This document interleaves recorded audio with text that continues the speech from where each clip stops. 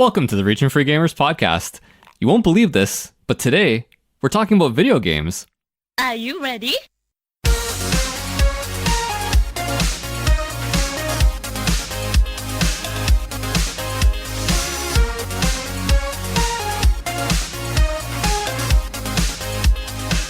Hello everyone, welcome to the Region Free Gamers podcast, the podcast fluent in gaming. My name is Paul Romalo, and we've got an extra special episode today since all 5 of the Region Free Gamers crew are here. First up, out of the Bronx, Anthony Arriaga. Briox! I still don't know what that is. No matter how many times you repeat it, I don't know what that is. What's up? And it kills me every time. It kills me every fucking time. Anyway, out of the Netherlands, Jeff. Brexit! I don't know. Jeff, I forgot to ask you before the show. I forgot how to pronounce your last name. And so, I got to Jeff and I saw your last name and I was like, Ivets. Ivets, yep. Ivets. Yeah. So not, okay, all right. All right, Paul, edit that in. Mr. Black. Out of Rhode Island, Arnaldo Perez. Hey, what's up? And out of Brooklyn, Ozzy Garcia. Impeachment. Since you went with Brexit, Jeff, I gotta do my part. God, this is off the fucking rails. I think we Oh my God. everybody's personalities time. just came through on the intros, right? Just right there. That's it. You know everything about us just with that. You should just censor Aussies. Nobody else's, just Aussies. You're gonna be my mic? Well, People I didn't will know. wonder. The gentleman will not yield. Okay. I didn't know Jeff was a 7-year-old Brit. This is new to me. I thought you were my age, Jeff. Anyhow, before we get to today's topic, I must thank everyone for listening and interacting with us on social media. Obviously, we enjoy working on the show, but when we see that people are listening and interacting, it's like the difference between talking to a group of people and talking to a wall. And this show wouldn't really keep going if we were just talking to a wall. Now, Let's not alienate the wall-talking people. They're part of the audience too. No. I'm totally a wall talker, but the wall talker doesn't quite give back enough. Yeah. You know what I'm saying? Yeah. It's not a dialect. Yeah, I get it. No, it's not. So again, everyone, thanks for listening. Tell a friend, and don't forget to leave us a rating and review on the Apple Podcasts app. 5 stars, please. And if you have left us a review, thanks very much. Obviously, we really appreciate it. And as for today's topic, it's kind of fluid. It's mainly born out of the fact that we've got 2 new crew members on board, but our introductions for them, I don't know, I wouldn't call them half-assed, but I think They were full ass. I think Jeff and Anthony deserve a full ass, right? Yep. Oh, we need full. I'm all about the full ass. Yeah, full ass. Yeah. So we're gonna learn a little bit about them, and I guess a little bit about the rest of us too, just kind of through the lens of our favorite hobby, right? Mm-hmm. Well, really, I mean, Paul, it's really, we're calling it a reintroduction episode because we recognize that we've come a long way, sort of ish, in the last 2 years, and we are 50 episodes deep at this point, and it's really kind of a reality check of where we are right now. So even, with Jeff and Anthony coming on, it's also good to see where, the veterans of sorts, are, and, kind of touch base on getting to know us a little bit better. Yeah, absolutely. So I guess Ozzy, I'll go with your suggestion that you made earlier, and we'll start Anthony. Anthony's in a rush today. He might end up leaving us early. We'll see. No, I'm good. I'm good. It's just I might have to throw him overboard halfway through the record. It's just IHOP? You don't understand that Canadians are without IHOP, sir. Yo, it's funny because There's no IHOPs in Canada? Really? Yeah, I didn't know that. Actually, there is. I think there's one in Niagara Falls. I know. And, it's the International House of Pancakes, Paul. It's international. Oh, that's a good point. Yeah, that's interesting. I think IHOP is just as international as the World Series baseball is also international. Hey, Jeff. Stop it. And God, we're recording this right after the New York Yankees lost in the postseason, and Jeff unknowingly has just dug his thumbs, his British thumbs, into the wound, the festering open wound in Anthony's heart. Everyone loves the Yankees. Oh, I could tell by your tone, Paul, that everyone does. Paul has been a fan of the Montreal Expos for years. This is your year. They're in the World Series right now. This is your year. They are in the World Series. Yeah, it's true. It's true.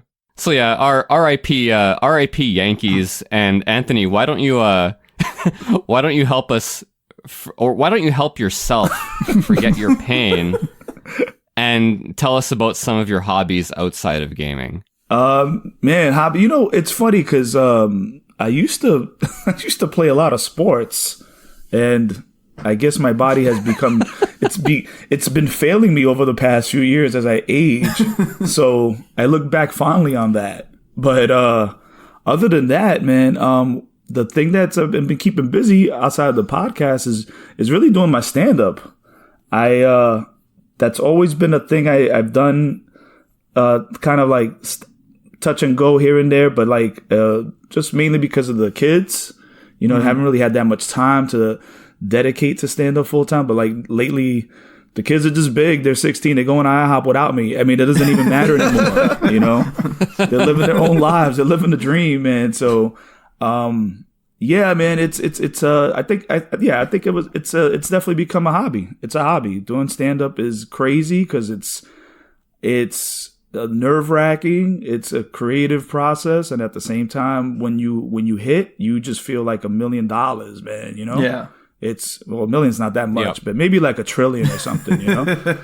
So what's Anthony? What's the plan now? Because I know that you just got back into it, and I've been to at least one of your sets. You saw that first set that I did in the park, which was the weirdest thing. It was in the Bronx. It was in the Puerto Rican Day Parade, and I was expecting a bunch of rowdy Puerto Ricans, and it was family, Puerto Rican families, which was very nice. And Anthony talking about his family, which was good. But what's kind of the plan? Do you plan to continue hitting up the various open mic sessions and try to get on the circuit here in New York? I just I have a lot of connects, like I stayed cool with a lot of people and everything. So even though I wasn't doing anything, I still stayed in contact with people, still writing, on the side. And I think the motivation for me to start doing stand up again was this podcast. I think it was just like we started doing, you guys brought me on. We're getting this podcast going. I'm, writing stuff for this, and I hosted that episode, and then the creative juices just kept going from there. And I realized, like, a good way to promote the podcast would be like if I'm on stage somewhere, and they introduce me as one of the hosts of the show, and I think it goes hand in hand now with me. Like I feel like that it's the perfect marriage. Doing this podcast, doing stand up, I'd feel like. For me personally, it's just like the perfect, like, just sync, Yeah.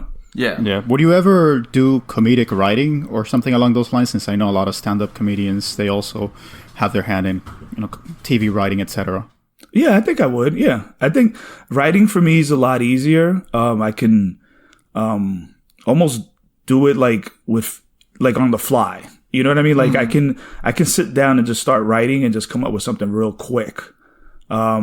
So I've always wondered about doing comedic writing. Like I think I'd be really good at that, only because I know that when I would do a lot of shows and I would host a lot of events and whatnot, other comics would come up to me and ask me for advice on their jokes.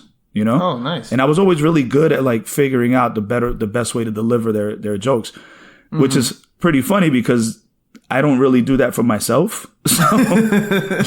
So somebody would always come up to me and be like, yo, you know what you should do with this joke? And I'm like, yo, fuck you. It's my joke, man. Who are you to tell me what to do? But I mean, with that being said, though, it's funny because like I always felt like I could do that. I could be a comedic writer in some fashion, But like, I think I'd want to start small with like skits and stuff, Yeah. Like, writing a skit is pretty funny. I always thought that was the goal of like the stand-up, is to get out of stand-up and do writing. Yeah. I mean, I haven't really thought that far ahead. You know what I mean? Like right now, I'm just trying to craft this. And it's cool because every time I do something, I send it to you guys. I'll send you the whole video. You know, just for Yeah. And it's I'm just trying to like hone everything. It's like everybody was telling me the other night I had like my first real show. It was the first show that I had, and everybody was like, "Man, it's like riding a bike for you." You know, and that's a cool thing to hear. Like when you haven't done stand up in 2.5 years, to go up on a stage and people look at you and think, "Oh shit, you don't look like you've been off stage for 2 years." Yeah. You know, well, and doing stand up in New York, you know, that's its own sort of beast right there. It's not like you're doing stand up in Wichita, Kansas. Yeah, exactly. It's definitely the Mecca. Like you really, for stand up, New York is definitely the Mecca. It's crazy. Oh, yeah. And it's funny because I've met so many comedians, like real, like professional comedians, people that you've seen on Netflix and stuff. I've met them just in passing, just at the club. Like, hey, what's up, man? Oh, hey. And it's so cool. You know, it's one of the best vibes you can be a part of when you go to a comedy club on a Friday night. And even if you're not performing, you know everybody there and you're saying what's up to everybody and you're just chilling. Yeah. You know? Right on, man. So as Ozzy was telling us earlier, we got to keep it moving because we got 5 of us here. So I got to go to Jeff. Jeff, I got to ask you what kind of stuff you do outside of gaming.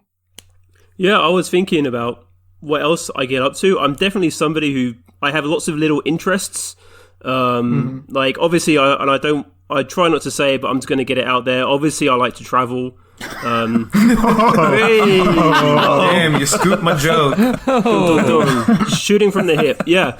But I mean, I can't say that I live in a country where I wasn't born. I've lived in many countries. So like it is a big part of who I am and what I enjoy. But like I watch a lot of old anime, I read a lot of comics, I have I like my vinyl collection, so I have a lot of little things. Definitely sport, so being English, I was brought up being told to like football, soccer. On soccer, yeah. So like I'm a huge Arsenal fan, which is a team in North London. And that's something I know, but I've gone through waves of my. It's funny, like when they're winning, it's amazing how passionate I am, and when they're not winning, it's amazing how indifferent I am to their performance. But really, for that, I went through a big period where I was always going to Highbury, which is the old stadium. I had season ticket 1 year, so I was really into that. But since I left the UK, I've really drifted away. So apart from that, I think I definitely I pick little things up, but my main hobby really is gaming, and then the rest of it all comes after. Yeah. It's hard to have too many hobbies, you know, when gaming is such a time commitment. You know, it's just kind of like you got to pick and choose how you spend your leisurely time, particularly when you have to, you know, actually work. If you don't work, then you're going to have many hobbies. Oh yeah, for sure. And I think that's the place I find myself, where because I'm living in Holland for work because of a job, so there is like an even more of a sense of commitment towards that. Yeah. So I'm probably doing more hours than I was doing if I was working back in London, and I'm also, because of where I work, so I work for Nike, and at work we have all the sports stuff available. So I do a lot of sports after work, so I naturally spend a lot of time on the campus we have. So it's like a lot of my time and my social life is tied up with work and people at work and friends I've made. So it's I'm really living that expat life, which is quite time consuming. Yeah. I will say, I find it interesting. Oh, I'm sorry, Paul. No, go ahead, Arnie. Oh, I was just going to say, what you were saying about Arsenal before, how like when you were in that space, it was like so much easier to be passionate about it. And I've sort of felt that as well with the teams that I root for, especially when I wasn't living close to them, because I feel like when you're in that space and you see other people that share that same fandom that you do, it's a lot easier to sort of immerse yourself in it. Whereas when you're somewhere where people just don't care, you don't want to be that one guy walking around with your jersey and somebody be like, yo, fuck you or something. That's why I never go to Boston. You still root for the Patriots. I do. But now I'm in New England, so I'm amongst my people. Yeah, among assholes. Yeah, massholes, please. I find the same thing since moving all the way to the Yukon. Like, the interest in sports, like when I was in Toronto, it's one thing when you're kind of like enmeshed in it and surrounded by it. Like all the media is like Raptors, Blue Jays, Maple Leafs, and you know, you can't help but kind of get caught up in it. Mm-hmm. But living up here, like, I mean, people still watch hockey at the local bar. Yeah. And when the Raptors were in the finals, that was a big deal. Mm-hmm. But by and large, people are just like, eh. So let's go to you, Arnie. Now, you just moved this morning, so I'm not expecting to... Oh, no, wait, you just had furniture delivered. I did. Yeah, he moved last week. You moved to your new place like a week ago, right? Yes. All right, you've had an entire week to think of answers to this, so hit me, man. What other hobbies do you have?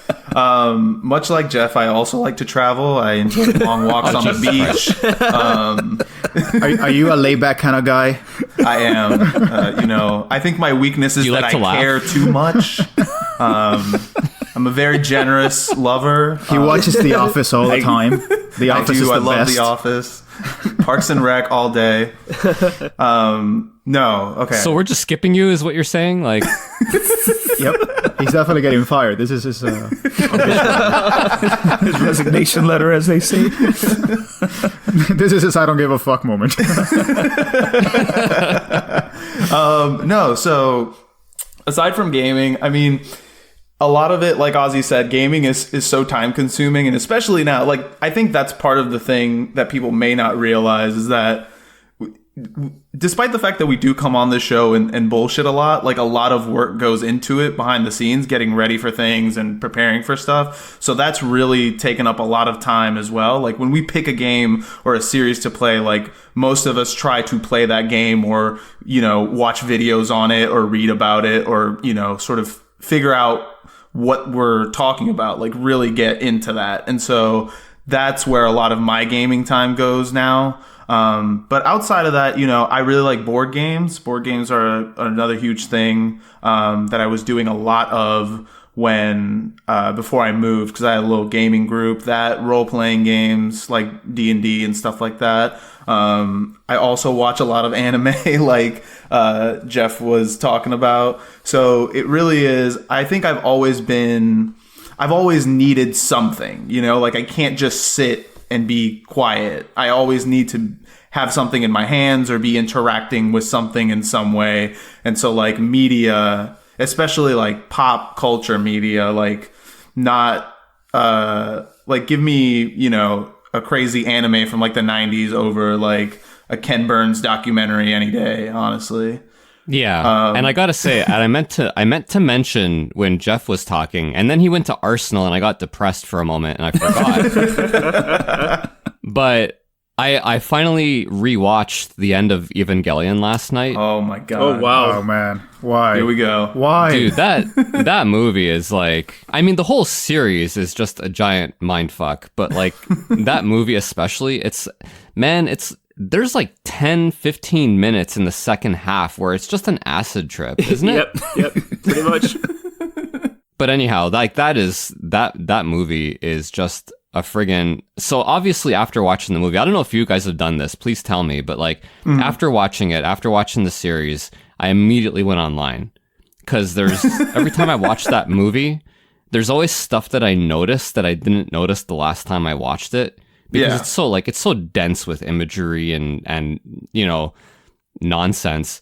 And my God, just looking up Evangelion anything on the internet is just this giant rabbit hole.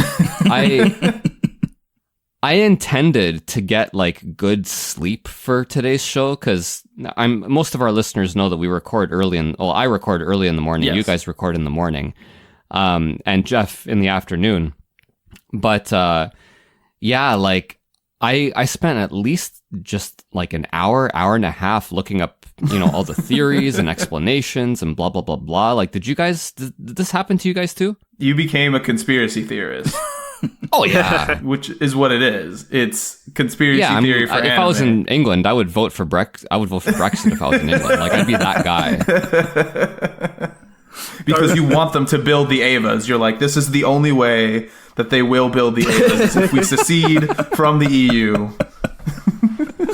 Dude, that sounds like a Trump plan, honestly. We're going to build the wall. We're going to build some Avas, and the rest of the world is just going to have to deal with it. You know, the thing about Evangelion on the end of it, I only just watched it this year when it came out on Netflix. And it was very good for 3/4 of it. And those last 2 episodes, it's almost like they just said, fuck it. Like, I don't want to do this anymore. I'm just kind of like... It really is. Yeah, like, I'm just going to throw something else entirely, and I'm not going to finish this whole shit. I think as well, with Evangelion, they've cut it so many times and re-edited it and tried to tell it in a better way. Like, Netflix only has that original series, and that's the most messed up story-wise. Like, that's the hardest to follow. But even the changed versions, you know, at least from what I hear, they don't even really do much of a better job in trying to, you know, make sense of the whole thing. I mean, I kind of get what they were going for. I just don't know if it ever worked.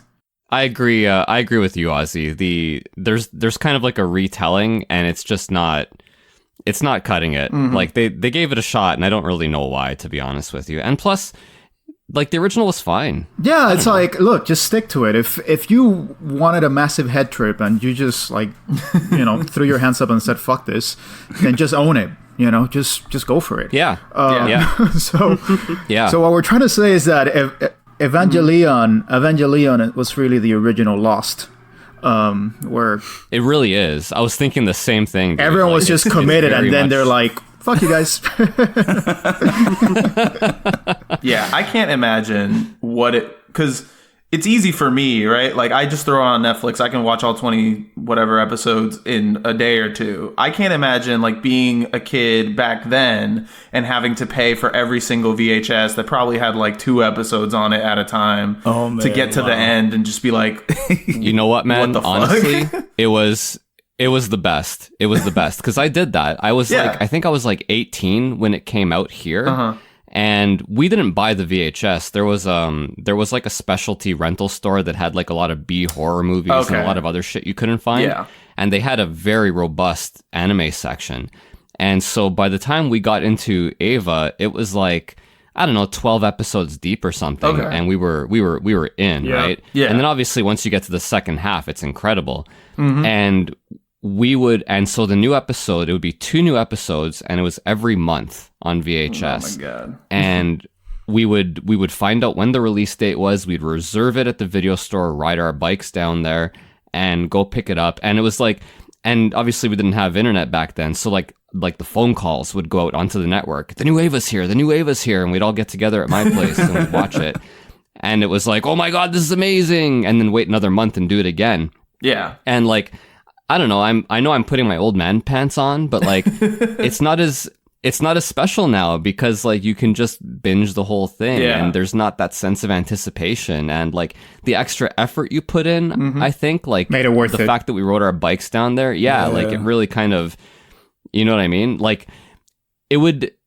Now, to be fair, it is kind of artificial, right? Like if you put effort into something, into watching something or enjoying something, I think your brain will fool you into enjoying it more just because you put the effort into it. Like your brain is like, I'm going to fucking enjoy this come hell or high water. Yeah, of course. Yeah. You know what I'm saying? And I think part of it too is like the enjoyment at this point, I would assume, comes a lot from the memory of just like doing that thing, being with your friends and like watching it together and sharing that experience. Right. Yeah.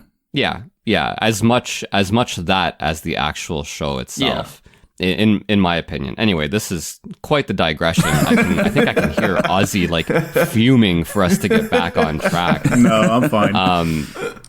I mean, we said that this is going to be a Ozzy, very how loose about- episode. We might lose some listeners, and to all the listeners that we lose, I'm sorry, guys. R.I.P. Hopefully to a we real can one. we can regain your trust. We'll do better next time. We always was feared the evolution. We always fear the evolution of this of this podcast into let's just talk about things that are not related to game at all. Oh yeah. I mean, that's what it's careening towards. Yeah. Well, this is just a one-time conceit for us. yeah. I think. But before we move on, Paul, Arnie, tell us a little bit about what you do, because you have a really cool job and people don't know about it. Are you allowed to talk about it, though, Arnie? Like, Yeah, I can. I just can't talk about anything specific, but it's hard to explain. So my job, I guess, in a sense, because I don't really have a title, but I'd be I'm an investigator that works with criminal defense attorneys. So He's I Magnum work- PI, basically. Wow. Without the mustache. Oh yeah. Yeah. Tom Selleck, guys. So a lot less driving fast cars and having sex with beautiful women, and a lot more reading medical records. Yeah. That's how the Puerto Rican Tom Selleck rolls. Really selling the dream on that one. But no, it's very weird. Always weird to talk about. Always hard to explain. So how many times have you had to pee in a cup, Arnie? For my job, never. For fun, sometimes. Any chance I get.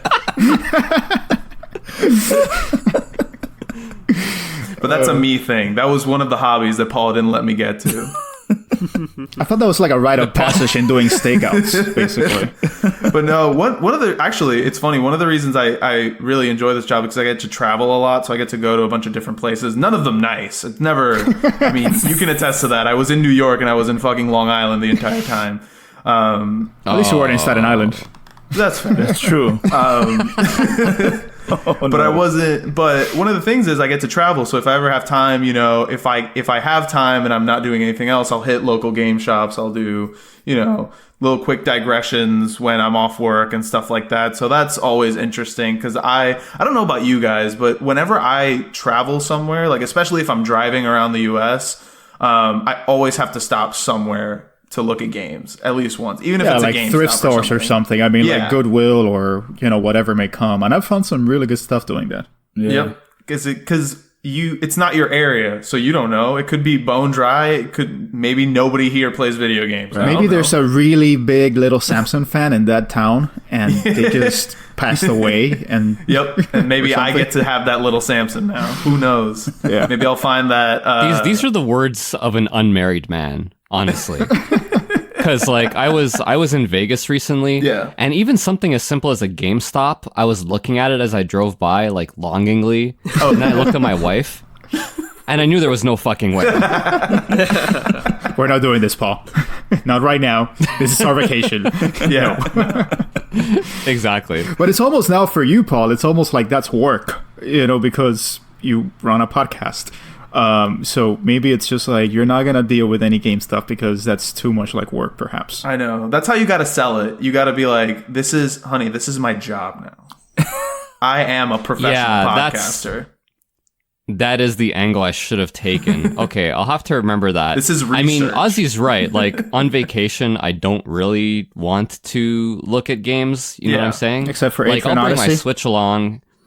Yeah, of course. I'll bring the 3DS along and I'll play Etrian Odyssey. Like, come on, man. But the actual, like, shopping and procurement Yeah. and Instagram and all that stuff, like, no, not on vacation. But I mean, you're not on vacation when you're working, Arnie. So this is all legit. Yes, that is fair. That is a good point. I didn't even think about that. I need to justify that to myself from now on. I'm like, this is my other job. This is my more important job, really. Because if I'm not bringing entertainment to the unwashed masses, then what am I really doing with my life? So do you have like one interesting work story you can share, or are you sworn to secrecy? Like my brother-in-law is like this. He just literally cannot talk about work because he works for a government subcontractor and some kind of whatever. And Yeah. the fact that I'm saying some kind of whatever obviously is proof that he's not allowed to talk about it. Yeah. So what about you? I can't think of any off the top of my head. Honestly, it'd probably be like terrible travel stories more than like actual work related stories. Dude, peanuts on the airplane, am I right? Yo, Anthony, What's the deal with that? What is the deal with airline food? All right, we're gonna delete this whole thing, right? Yeah, we're getting too inside baseball here. Ozzy, why don't you tell me about your hobbies outside of gaming? Well, I mean, just going back to what Jeff was saying and what we were saying, that gaming takes up so much of your time. You know, as you guys know, I've been kind of on a spiritual awakening moment where I'm wondering, you know, what can I dedicate my time to that provides me with the most value? And so gaming has sort of been in the kind of jury, I guess, of the things that I'm wondering how much time I should, you know, give to it. And considering that I spend, you know, significant amount of time dedicated to this podcast, it's certainly something that I need to dedicate some time to as well. But, you know, it's just as I get older, the time that I need to dedicate to games becomes much more significant. You know, so your typical open world game at the minimum is 40 hours, you know, to get through the main story without doing any of the side stories, etc. And so it increasingly feels like it's just such a huge commitment that I had to admit that I have moved away a little bit from it, and I'm more interested now in kind of reading about games as a whole, you know, rather than playing them sometimes, which I feel like it's something that many people may feel, but they don't want to admit. But I do like the history of games, and I do like, you know, the industry, and I like knowing how to preserve that history. And that's something that was a big part of the reason why I became involved with the podcast. And I've just really focused my efforts on that, not necessarily spending 160 hours in a game. I don't think I can do that anymore. It's become kind of impossible, really. The last game I dedicated a significant amount of time to was Nier Automata, and that was like 35 hours. And that's about as much as I can, really. And that was about a month and a half.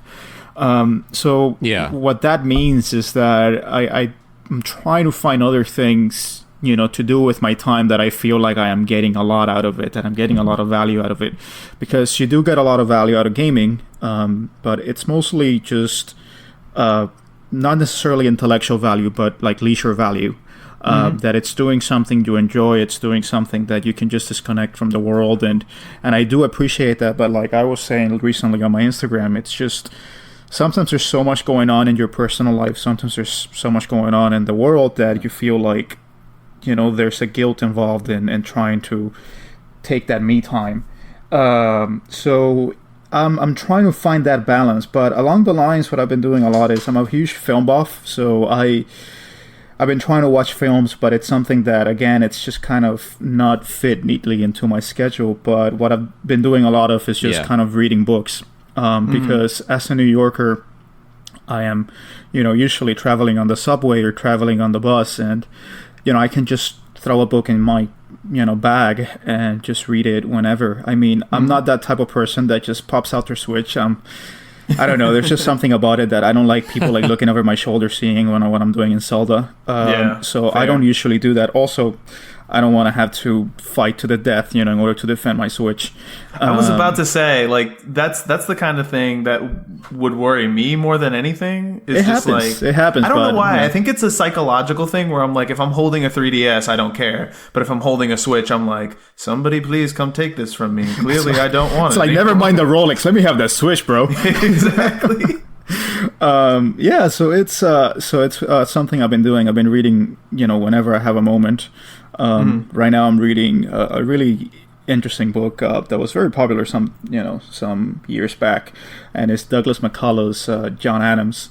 It does feel like we're living in very interesting times in which, you know, at least in the US, we're seeing kind of a testing of our democratic institutions. And so because of that, I've been very focused on politics and very, very focused on, you know, the ideals of democracy and the ideals of the founding fathers. And so you know, that book kind of fits within that. I've been trying to learn as much as possible about what the intent of, you know, the founding of America was, and, you know, why we should defend it and how to defend it, in a modern setting. So it's something that I've been very focused on, and it's been front and center in my mind for a long time. And of course, when I opened the podcast, I said impeachment, but it's something that it's really at the forefront of my head. And and I know we're never going to be political, but I am a very political person outside the podcast, and I'm not very shy about it at all. Because a lot of what I do as well on the side as a professional is, since I'm an attorney, I represent a lot of undocumented immigrants, and I help them get legal citizenship, a legal path to citizenship. So a lot of them are fleeing from terrible circumstances in countries that are facing the highest rates of violence per capita. Places like Salvador, places like Honduras, and many of them are young. Many of them are kids, and it really does feel, as an immigrant myself, that it's my duty to give back. And so it's a huge part of my identity, and particularly with the attacks over the past few years and the rise of white nationalism and racism, it's really something that I feel like I had to do my part. So within those lines, if you can tell, I mean, gaming kind of doesn't fit very neatly, and so I try to fit the gaming in there as much as I can. And sometimes, my gaming time only comes on Friday nights when I can just unwind, and that's kind of like the time that I'm allowed to just, have for myself. The rest of it, I'm just kind of, trying to see how I can maximize my productivity and maximize my knowledge. So, anyways, that was a very serious and very long-winded way of saying. But you know that. what, man? Yeah. Like, and I mentioned this to you too. Like, I struggle with the same thing. It's not so much that I mean, I have more free time than you, objectively. Like, I work a lot, probably, especially during the summer, like more than I would say the average person. But with that said, you work a shit ton, and I know I have more free time than you do, and I've still reached the point now where if I'm sitting in my basement gaming, if I'm doing that for more than an hour, I start feeling guilty. Like I should be doing something else. You know what I mean? Yeah, and it's really personal, because I imagine that your wife, my girlfriend, I mean, she supports it. She says, definitely, just do your thing, I'll just... Dude, my wife doesn't want me around. Are you kidding me? It's like, you do your thing, I'll watch my trashy reality and knit. No, I mean, it's weird because I feel like we're seeing it, right? Like, I feel like the industry is sort of moving towards, like you said, more open world experiences, and they want to just cram in as much content as possible, because I feel like the average consumer is, I mean, if they're putting down $60 for it, they want to get, X amount of hours out of it. Like the days of the sort of compressed, 10 to 20 hour experience, even that might seem a little long, are gone for the most part. I think outside of maybe the indie scene, and now it's a lot of, 40, 50, 60, 100 hour games. Yeah, and that's why something like, people give shit to this franchise, but like Call of Duty, that's why it's good, because if you really want to, you can spend your time on multiplayer and just kind of spend hours upon hours. But if you just want to do a quick single player run through, it gives you your bang for your buck. It's a Michael Bay movie, and you just 6 hours in, you're done. But I think the other part of what you said is big too, like the fact that now you've enjoyed doing a lot of reading and learning and about the history of the medium. I think obviously we're going to see as it matures, as it gets older, I think more people are going to want to start doing that, because there's going to be a lot more history. I mean, there's enough history to fill 1 million books right now, but I feel like the generation that was us and the people immediately after us that are now getting older are going to want to start learning about the things that they didn't experience and how, this sort of all got going. Yeah, no, I think we really hit an inflection point now in gaming, where you have a lot of people that came of age in the 90s, and they really realized that we need to preserve this history. And so you see a lot of YouTube channels, you see a lot of historians, basically, for lack of a better term, that are taking up the mantle. So we're just kind of doing our humble part in this whole thing. Yep. Another boat in the ocean. Yep, Paul, that's tell a us good about way yourself. Good way to put it. You know what? I will, but we got to take a break first. All right. All right, so when we come sounds back, I'll talk about myself for like 2 seconds.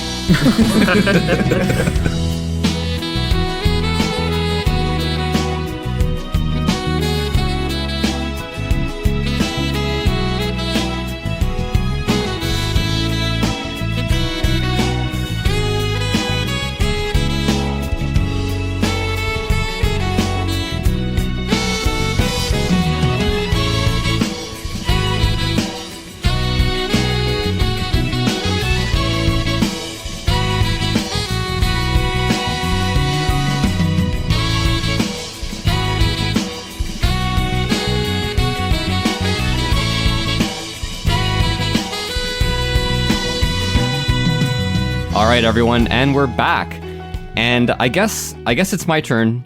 I'll try to make it quick because it look, I'm like the next person. Like, I prefer generally kind of listening to other people, you know, talk about their interesting stuff, and then when it comes time for me to talk, it's like, you know, everybody's kind of a little bit uncomfortable, I think, to a degree, right? Yeah. But you're not getting out of this one, man. No, of course not. So like as far as hobbies go, I'm actually really lucky in that, like when I lived in Toronto, I had hobbies, like obviously like hanging out with my friends, board gaming, and you know, all that kind of stuff, right? Like all the nerdy stuff that we usually do. Yeah. But moving up here to the Yukon has really kind of afforded me with the ability to spend a lot of time outdoors. So there's a lot of that. There's a lot of creating stuff in the garage, woodworking, you know, that kind of thing. As you can see, like on my Instagram, I often post like pictures of the room, and this is all stuff that I've built. So, you know, that's a lot of fun. And like Jeff was saying, I mean, you guys are going to shit on me, but traveling, you know, it is a big deal. Like, and it, you know, it doesn't always work out well. Like, you know, this summer, for example, did I tell you guys, like, did I share the boat story on the show? Oh, no. I don't think so. No. Mm-mm. No. So like in August, we had booked this like 8 months in advance. There's a big lake that borders the Yukon and British Columbia. It's called Atlin Lake. And it's like, I don't know, 80 kilometers long or something like that. And so we had a while ago, Ozzy, you got to take away that chew toy from the Already did. Like, I don't know why that chew toy is not like on a table or a mantle or whatever. Dude. Counterpoint, I think you should get your dog a microphone and he can just join us. Dude, he has you see? He's pissed. He knows we're talking about him. Dude, he has a toy box, and I have like 5 shoe toys on my table right now. And he just goes back to the toy box and grabs another one. He's a fucking asshole. So the dog has outsmarted you, right? Like this is what's happened. Yeah. Anyways, please go for it. So we had rented a houseboat, and we were going to spend the long weekend on Atlin Lake in the houseboat. And so basically we were just going to kind of go, you know, beach it, do some hiking. There's like a gigantic glacier, the Llewellyn Glacier, at the north end of British Columbia. So we were going to go hike around that. And what ended up happening was we got the boat and the weather was horrendous. In fact, by the time we got back, the lady was like, that's the worst wind I've ever seen on the lake. Oh, sweet. It was so bad that like we were out on the lake, and we had foolishly agreed to go pick up a friend of ours at the other end of the lake just for one night. Yeah. So we were like, well, we got to go get to her, right? The waves were not like this. Oh my God. Like I quoted Seinfeld at least 5 times when I was like, the sea was angry that day, my friends. And so, like, against our better judgment, tried to brave the waves to go pick up our friend. And the waves smashed in, like, the front of the houseboat. Now, picture like a flat deck with a barbecue on it, right? Like, this isn't like a regular boat. It's all very flat. And the front deck has a barbecue on it that's bolted in. And it has, like, sort of a gate that's a little over knee high. And it's built out of aluminum, and so you open the gate and you step onto the deck, and so on and so forth. The gate destroyed, like done. The waves were hitting the front of the gate and sort of like that fence, And every time the waves did more damage, we were standing there and we were like, oh, oh. I want you to understand, Paul, that while I'm very aware that this is probably a modern looking houseboat with all sorts of gadgets, I, for some reason, am imagining you on a dark and stormy night, piloting what would probably be like an 1800s type of vessel in like a Call Me Ishmael situation as the waves roar around you. Smoking my pipe. Yes, correct. With your one peg leg. You're not that far off. No, you're totally far off. I'm kidding. So yeah, like we finally brought the boat back. Like we beached it for a night. The next day, the weather finally let up. We brought it back, and the owner, because we rented it, the owner looks at it, and thankfully, she was like, "Okay, great. I'm just glad you guys didn't sink it." And we got our damage deposit back. Oh, great. And life was good. Nice. Oh my god. So like, you know, that's the kind of stuff that we do here kind of outside of gaming. Like the gaming still plays an important part, but I think it's kind of important to have a balance where, you know, you have the gaming and you have like outdoor stuff and other interests as well. Too much of one thing, not so great. You'll burn out quick. Yeah, exactly. I mean, lately I've been playing Slay the Spire on the Switch, and it is probably going to be my game of the year. You know, like, you guys won't let me make Etrian Odyssey Nexus game of the year. I already know that. So, like, I have to pick something else. And Slay the Spire, like, I have to actually make sure that I don't play it too much. Yeah. Because if I play it, like, you know, more than 2 hours in a day, I know I'm going to eventually grow to loathe it and resent it. You know what I mean? Like, do you guys have this problem? I'm assuming. Maybe not Ozzy, because, like, fuck, dude, it's hard enough just for you to find time to game, but the rest of you? Yes. I've definitely had games where I'm like, I can't play this for too long, because otherwise I will begin to slowly harbor feelings of hatred for it. Oh, yeah. That has happened on more than one occasion, I'm sure. Yep. Same. Yeah. It's kind of like really with anything, right? Moderation is key. You know, that pearl of wisdom that did not apply to drinking when I was like 18. Yeah. But yeah, no, because I think but it with applies. anything, It applies now. Oh, absolutely. Oh, no one gave me that memo. But yeah, especially because Slay the Spire is a roguelike, isn't it? Yeah. See, that for me is like, if I don't get easily frustrated, but when I get frustrated, I start sucking worse. So roguelikes are sort of like a cascade for me. It's like really enjoyable, becoming less enjoyable. I hate my life. I'm going to turn this off before I smash my television. Yeah, that happened to me with Red Dead Redemption 2. Where, and it maybe just be like open world games in general, but like for the most part, I can't play for too, you know, I gotta play them in spurts, you know? Mm-hmm. Like there's been times like if I'm playing a game and I literally fall asleep while I'm playing the game, I think that's probably where I've reached my peak, you know? Like that's it. Yeah. Yeah. Not a problem for Paul in his teens and 20s, the falling asleep while playing a game. Like this is an old man thing. I'm almost certain. I was like, why did I just piss in this bottle and why am I sleeping here? Because it was that good. It was the best weekend ever. Just one more hand of poker. I can't believe how absorbent these diapers are.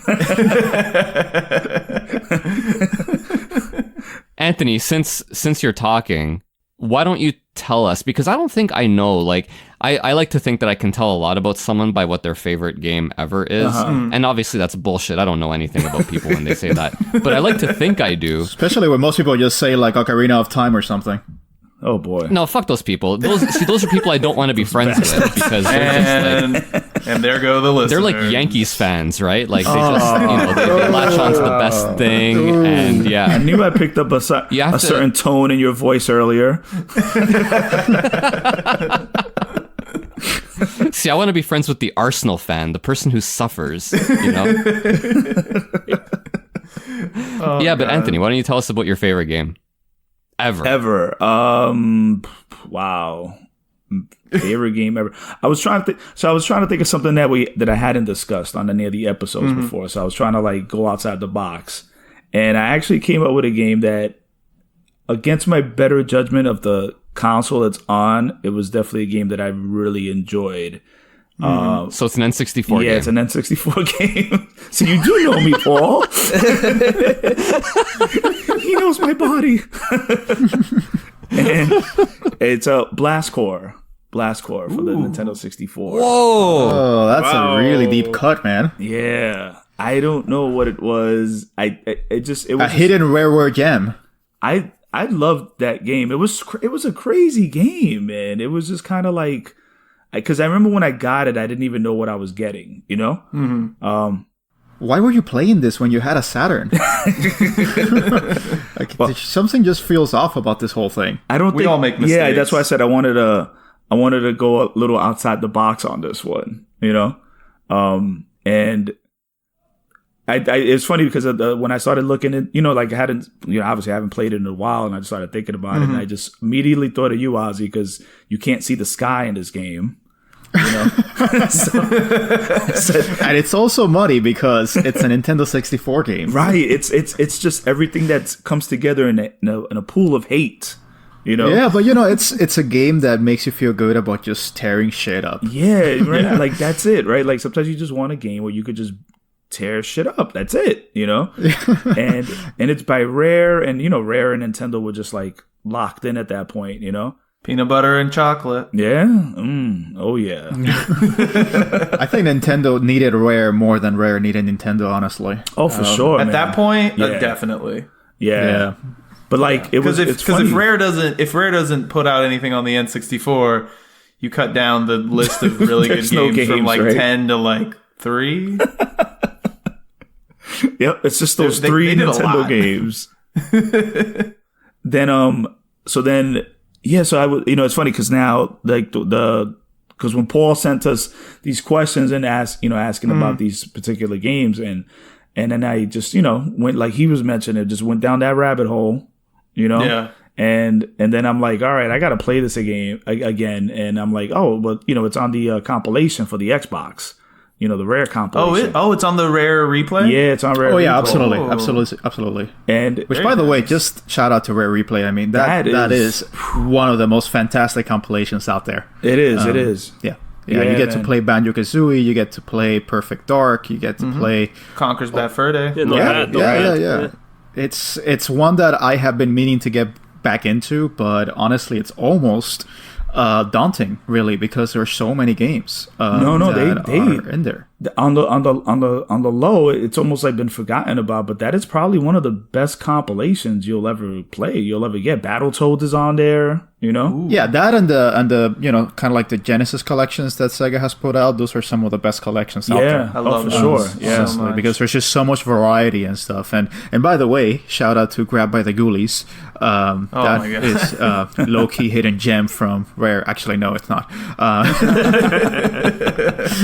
I just couldn't carry on with that.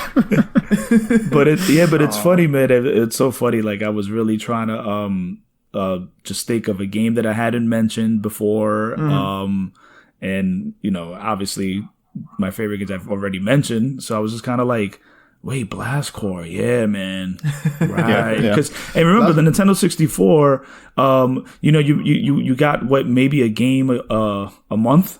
You know, maybe a game a year, right? Like you know, so it's funny because I wonder every 6 months, maybe.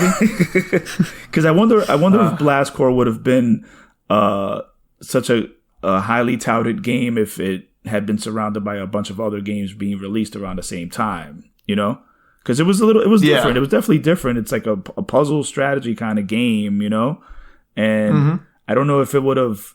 I mean, I'm sure people would have loved, you know, would love the game, but because it was like the only game you could play at that month, or let's say in like 97, I think it was like March 97. If that was like the only game that came out for the Nintendo 64 around that month, then that's the game everybody that was playing, that had a Nintendo 64 was playing, you know? Yeah.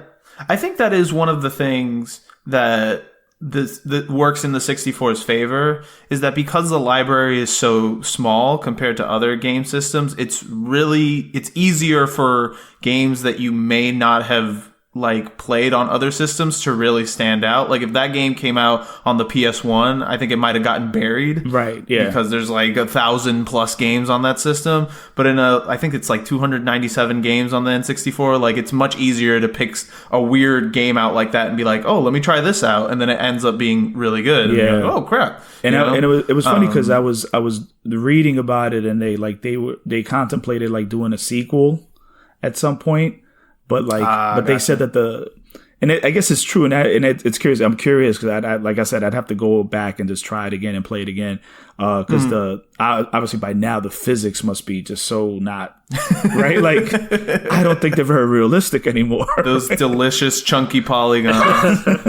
Exactly. Is that Charlie? Charlie knows. Yes. Charlie knows. He loves Blastcore. He's just looking at me like, did someone mention Blastcore? That's my joint. That's my shit.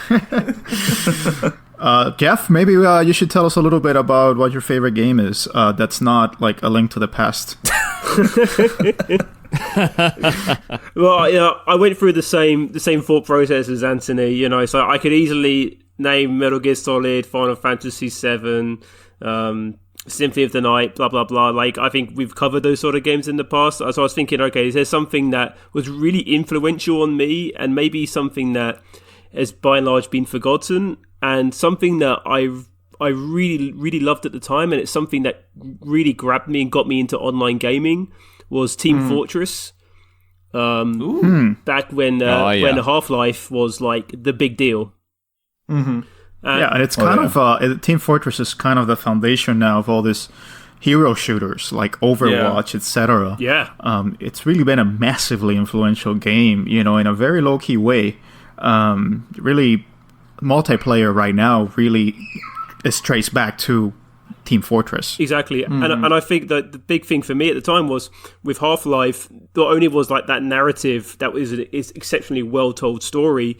In a sphere, in that FPS sphere where a lot of the games were like Duke Nukem, which were kind of tongue-in-cheek, they weren't super serious, and Half-Life really changed that narrative. And then Team Fortress on top took something that was fundamentally enjoyable and really got you pitted against people, but gave you that class aspect, which really made you feel like, right, I can contribute in my way. So I would always pick a guy with a minigun, or I was like more of a medic. So I knew I wasn't good at being a sniper. I knew I wasn't good at being like your general average Joe who can like use all weapons. So I really stuck with a class. And I think for me, like I'm playing Ghost Recon Wildlands at the moment, Breakpoint even. And I'll be very honest with you, it's a pretty terrible game.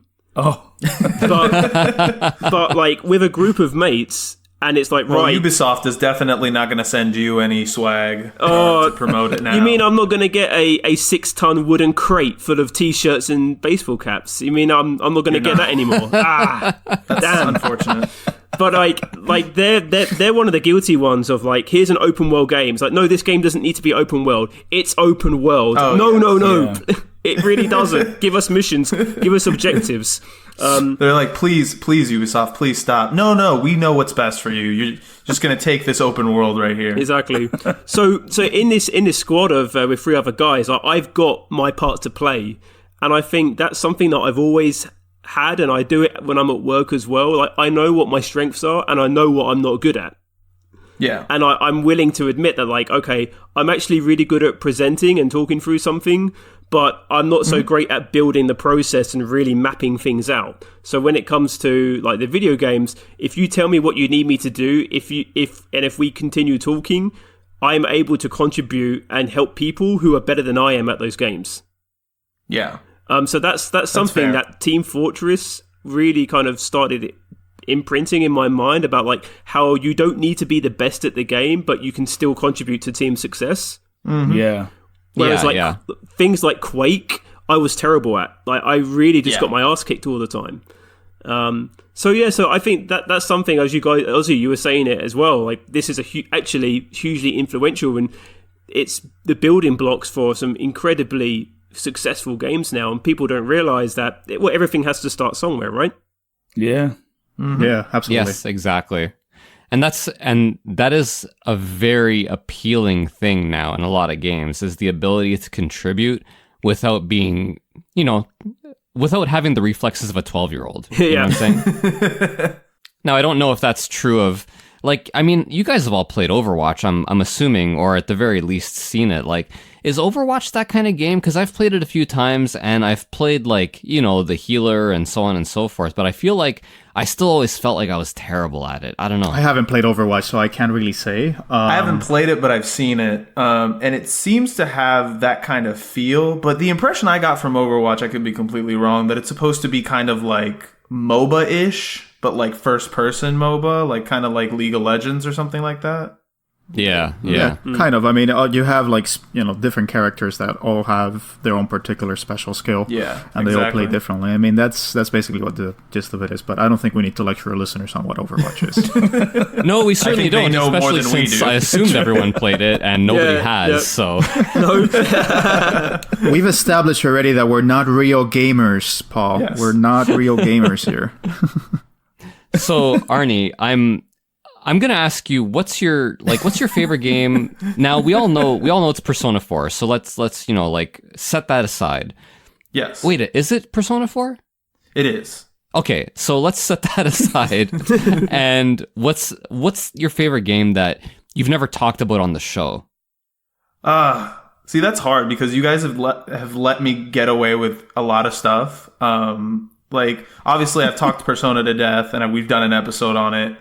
Paul was gracious enough to give me an Advance Wars episode. Fire Emblem, we've done an episode on. Legend of Dragoon, I will eventually force one or more of you to play so we can do an episode on. But I've also talked about it to death.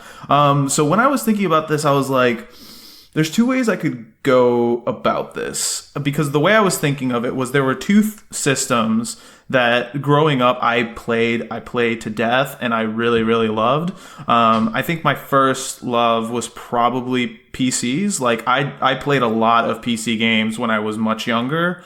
Mostly RTSs, so your Age of Empires, your Warcraft 3s, your Rise of Nations, your Rome Total Wars, that kind of stuff. But I think if I'm really thinking memory wise, things that I treasure and are really a part of my gaming life still, it's Game Boy Advance. Specifically, since I've already talked about Advance Wars, and Anthony and me, I think, had a little discussion on Metroid Fusion during our last game. It's probably Golden Sun is the one I would pick.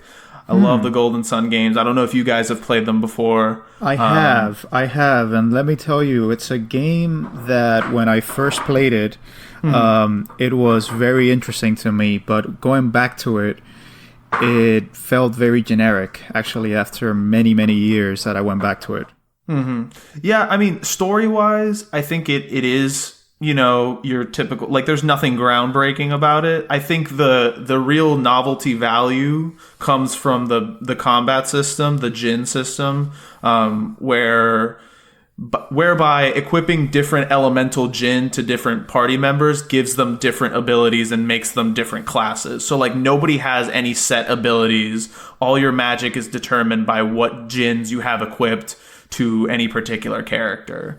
And so that's sort of where the interestingness of it comes from, for me at least. And also all the amazing, ridiculous summons that they have that have 2-minute sort of animations on a Game Boy Advance screen. I always found extremely entertaining. Cool, man. That's not, I'm not surprised you mentioned Golden Sun. And you're right. For whatever reason, we haven't talked about that on the show. And that is very much a game that we should do an episode, or a series that we should do an episode on. Absolutely. We haven't really talked about Camelot that much, and they're I was really about to cool say them too. Developer, yeah. I think Camelot is interesting. It's a developer that we really have to focus on. I mean, it's kind of a shame that now they just do the sports games, the Mario sports games, because I mean, God, Shining Force, man, Shining in the Darkness, Shining the Holy Ark. Yeah. That whole Shining series was just fantastic and phenomenal. And then they went to Golden Sun, and yeah, I said that Golden Sun seemed generic, but for the time, to have a full-blown RPG in your hands was very impressive to me. I loved it back in the day. I don't think it's held up quite well. It's extremely simplistic when you go back to it. But it really was impressive for the time. I played it on emulator back in the day, and I thought this is really worth my time. Yeah. Yeah, Arnie, is it? So I always wanted to play the first game, but I know there was a sequel. Did you jump onto that as well? I have played the sequel. I haven't finished it though. Basically, the reason. So originally, it was going to be one single game, and they found it was too big. So they split it into 2 parts. So you really do need to play. You need to play them in order to understand the story. Okay. And then there was a DS. There was a sequel many years later on the DS. That I think sort of ended on kind of a cliffhanger. I can't remember. It's been a while since I finished it, but people are hoping that they'll make a 4th game. Wow, very interesting. And you know what, man? The Mario sports games are pretty good. I don't think this is necessarily a step down for Camelot. Yeah, I mean, the ones that I always remember are the Mario Tennis and Mario Golf on the Game Boy Color. Because those are the ones that had their little RPG story modes. So I always thought those were like really cool. It's not that it's a step down, Paul, but it's kind of like they don't really get to flex their creative muscles anymore. It's kind of, they're sticking to a formula. And if it was along the lines of the RPG likes that were put out on the Game Boy Color and Game Boy Advance, then I would be all over that, but they're not. Yeah. They're just kind of fantasy sports games. Are they the ones working on the Tokyo Olympic game? No, because that does look good. That does look really good. Yeah, they don't do that. They don't do those.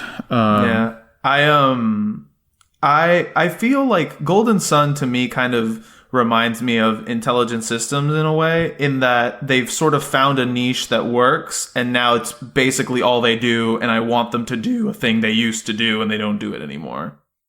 Yeah. Fair enough. That's actually that's a good corollary. Just give me one Advance Wars game, guys. That's all I want. Just one more. It's like the whole point of this podcast for Arnie. Like this was the goal all along. I'm going to start this podcast. One day we're going to do an episode on Advance Wars. Maybe Intelligent Systems will hear it, and bam, oh my God. New Advance Wars. I've realized now in talking about this that I just really fall in love with game series that don't ever conclude, like Golden Sun, Advance Wars, Legend of Dragoon. Like, I just want sequels to all these things, please, and I will never get them, and it is very sad. Well, on that sad note, let's take a break. And when we come back, Ozzy's going to tell us about a game that he hasn't talked about on the show.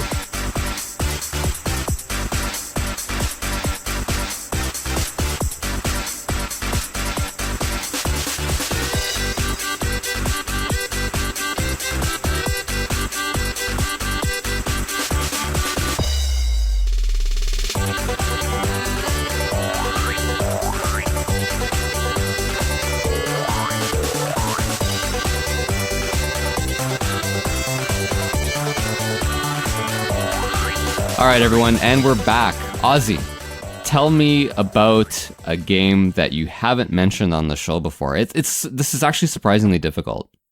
No, actually, it wasn't for me. Strangely enough, I usually struggle. I'm wrong as usual. Yeah, you're totally wrong, Paul. Because when I saw this question, there was one game that jumped to the forefront of my mind, and it's a game that I don't see any moment, except if we do a particular episode, that we would ever talk about. And that is a very underrated gem that came out near the start of this console generation, and that almost no one knows. And it's called Massive Chalice. And Massive Chalice, none of you I'm getting a reaction from, because you guys don't know I have no about idea what Massive Chalice. Exactly. No one knows about this game because it came and went, and no one noticed it. And it happened to be free with Xbox Live with Gold at the particular point in time in which I got my Xbox One. Because I actually, funnily enough, I went Xbox One first this generation because I kind of try to support the one that's on the losing side in every console generation. Try to keep the checks and balances of sorts. Yeah, you're doing what Paul has done his entire life. Except with a little bit more forethought. Wow. Sorry, All not right. a dig at Paul at all. All right. It's all right. I'll just sit in my corner here. You please continue. Yeah, so Massive Chalice is done by Double Fine Games, and Double Fine is Tim Schafer's company. Yeah. Yes. And they did amazing stuff like Psychonauts. They also did Custom Quest. They did Grim Fandango. Grim that's Fandango was You're right. Lucas Arts. You're right. But yeah, Damn it it. certainly was an offshoot of that team. But they do this thing where it's called Amnesia Fortnite, and now you can't even say Fortnite anymore without triggering people, triggering withdrawal symptoms and stuff. And what they do is that they get all their developers, all their team members to suggest, to pitch a game idea for 2 weeks. And these developers, they can kind of make a working prototype or they can present it whichever way they see fit. And then ultimately, the fans get to vote on which game they want to see through to completion. Oh, that's and cool. so a lot of cool games like Stacking, or there was kind of a World War I real-time strategy game that came out. I forget the name now. They've all kind of come from this Amnesia Fortnite program. And Massive Chalice... So it's like a game jam, basically. Basically, like a game jam, but it's kind of like a way for Double Fine to really see what their team members that, they don't really have a game under their belt, what are their ideas, and just throw them out there. Which is why one of the many reasons why I really appreciate Double Fine. I'm kind of a little bit worried that now they're in Microsoft because I don't want them to lose that spirit of creativity. Yeah, I know, me too. As soon as I saw that, I was like, uh-oh. Exactly. But if anything, I just hope that it just gives them the funding they need and that Microsoft just doesn't meddle with them. Of course, that's what we said with Rare, and look where we are. But in any event, Massive Chalice, Massive Chalice actually came through this Amnesia Fortnite, and I remember the name of the game is called Iron Brigade. And the director of Iron Brigade also came up with this game, Massive Chalice, and he actually put it up on Kickstarter.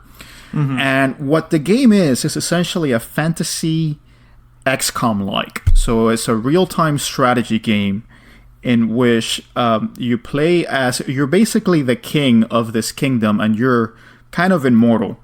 And throughout 300 years, you have to defend the kingdom from this encroaching darkness.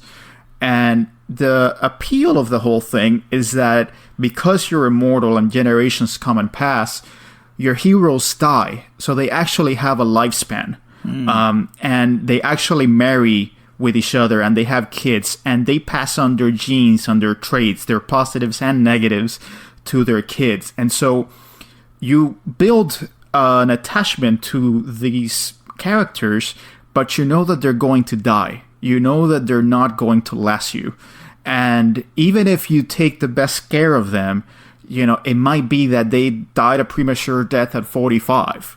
And so it always forces you to keep on changing, your teams up and always knowing what your balance should be. And just that idea of intergenerational kind of warfare, of intergenerational relationships, and you have to, for example, assign a particular soldier to a kingdom, and he's the king of that kingdom, and that means that he's no longer a fighter. So do you put someone that is a good fighter, and so you effectively take him out of your team in order to manage that kingdom, or do you just stay with him? Who do you pair up, because when you pair them up, etc., there might be some lag time before they're able to fight, in battle. So it just presents a lot of dynamics where it has a lot of play mechanics that are really intricate and deep. And just that idea of just being able to pass down traits and characteristics down to your children and grandchildren is supremely interesting to me. Yeah. And so I had a ton of fun with that game. And so I thought that more people should know about it because it's not being sold physically. It's only digital. It's on PC and it's on Xbox One. So I would say definitely give it a go, particularly if you like XCOM. Yeah, that sounds I'm a little really bit interesting. surprised that a lot of these Xbox One exclusives aren't pumped more. Like, there's this one. I mentioned Dungeon of the Endless a while ago. That's an Xbox One exclusive, also on Steam, because all these games are on Steam as well, obviously. Yeah. But, like, I'm a little bit surprised that, you know, that they don't pump the tires of these games a little bit more. Like, they really should be focusing on the stuff that's not on the PS4 like this. Yeah, there are not that many, and you would think that they would market them a little bit more. I mean, this game came and went. I mean, you can't really market this game anymore. but No, of course not. Even just what you're saying about the game, like, it sounds so incredible, man. I'm like, man, I gotta check this game out. You know, it also has a terrible, terrible name. Absolutely, Yeah, that absolutely name is terrible awful. name. I mean, They should absolutely fire the person. It was probably the director, and he's no longer with Double Fine, so he fired himself. But that name is god awful. Yeah, it could be a yeah. But it also, and Jeff will appreciate this. Jeff will appreciate this. Tell me. It has a very Monty Python humor. Ooh. So there's a very British sensibility to it. So basically, the Massive Chalice speaks. And it has like a female and a male voice, and they're constantly like Bickering, fighting with each other. Yeah, and it makes for some really funny, dialogue. So everything about the game is very charming. But like what it sounds to me like is actually it sounds like something that Fire Emblem could be doing better as well. I don't want to get into a tirade about Fire Emblem at all, but the relationship system I really kind of felt didn't progress over the last couple of games, and it's quite stale. But the way you're explaining this game, this sounds actually really tempting, and I kind of wish I had an Xbox to give it a go. Yeah, it doesn't have the same things as Fire Emblem, where you have dialogue between the party members. Oh, I don't care about that. Don't you worry. I'm done with that. Yeah, you're not gonna have that, but because the dialogue, if it's not good, I don't want it. But certainly it's a game that does put a lot of stock into, kind of giving you the versatility to play with your characters. That's cool, though. And I do think that it would be, if Intelligent Systems was really looking at how to improve it, I think they could do worse than just looking at Massive Chalice. Okay. Cool, man. Interesting. What about you, Paul? What about me? It's like when thinking about this question, like I said, I mean, I know I'm wrong, but I had a difficult time. Well, can you just talk to us about Radiant Silvergun, maybe? Well, we've already mentioned Radiant Silvergun on the show. Okay, we can't. Remember, it's the Saturn shoot 'em up that I forgot, and then you got really upset with me for forgetting. Oh, that's right. Oh, because yeah. I haven't forgotten that moment, Ozzy. just so you know. Just remind me.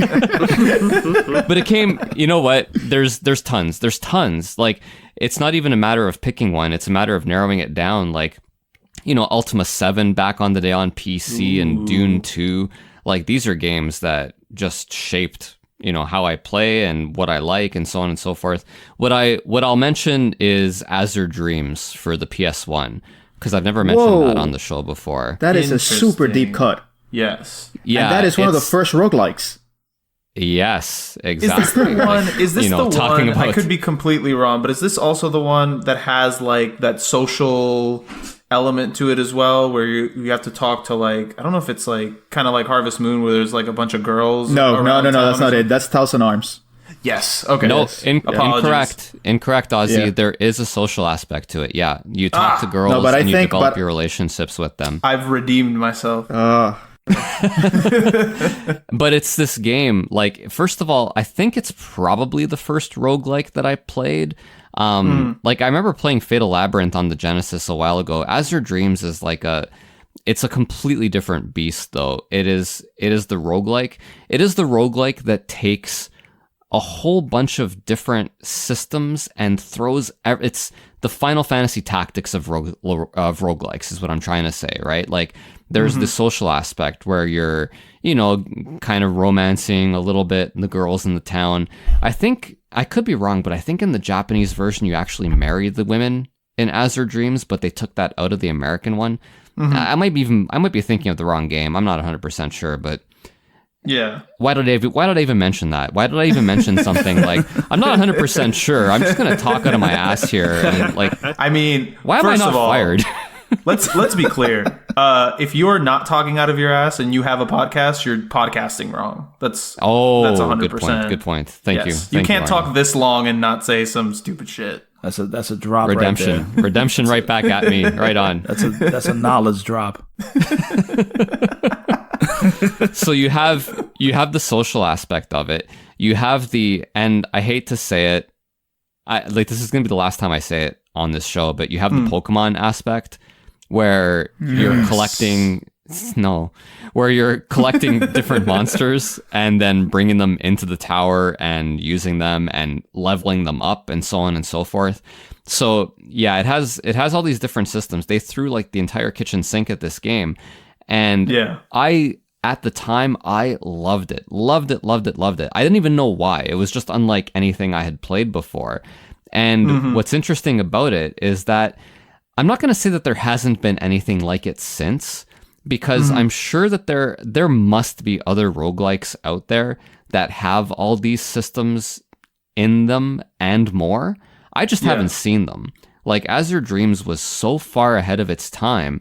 I just never played anything else like it for like forever, pretty much. It's definitely like one of my favorite games, and like Ozzy said, it's a little bit of a deep cut because very few people remember this one. But for what it was, and the art style also is the art style is like anime, but even more exaggerated. So you can kind of take it or leave it, but it is distinct. A few points. I mean, it came out on the Game Boy Color. So yes, it did. Yeah, they translated it to the Game Boy Color. Yeah, so they were really trying to present this in different ways. But also there was kind of a pseudo sequel on the Nintendo DS, and it didn't even have the name called Azure Dreams. It was called, I think, Tao's Adventure. Tao's Adventure, which is good because it's not great. Like it's not that it's bad, right? Like it has a base level of enjoyment to it for what it is. Yeah.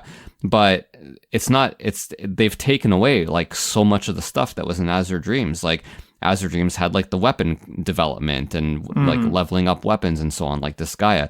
I'm trying to remember all the stuff that's in it. It is a dense game. And Tao's Adventure, they've really stripped it right down. And it's like, well, what are we doing here then? Yeah, absolutely. And I wish I could remember who the developers are. It's Konami. No. I mean, like the actual names and so on and the team, so I could like have context for what else they've made. But I can't remember off the top of my head. And you can tell that, man, why didn't I prepare more? Like seriously, I'm sitting here with a podcast and I'm like, I don't remember this, I don't remember that. I really should be fired. Jesus. Are we just trying to get fired, guys? I was gonna say, it seems like everybody's trying to get kicked off the show. Everyone wants to travel now. I don't know.